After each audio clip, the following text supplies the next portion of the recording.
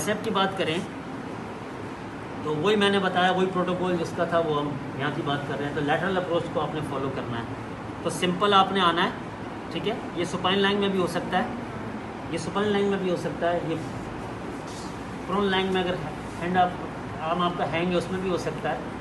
Positions आपको बहुत सी मिल जाएंगी, पोजीशन का मसला नहीं है, ठीक है।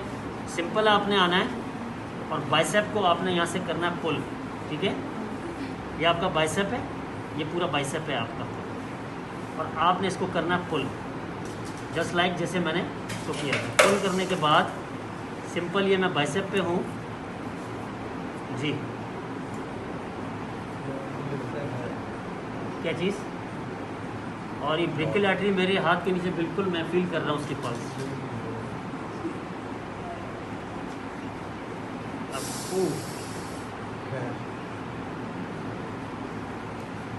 Out and then love your patient.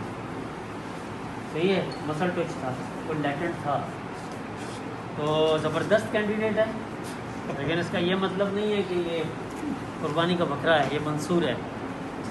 तो ये अप्रोच अब आप लोग फॉलो करें, और स्कैपुलरिस और 3 जो हैं आप ट्राइसेप के करें, एक आप बाइसेप का करें,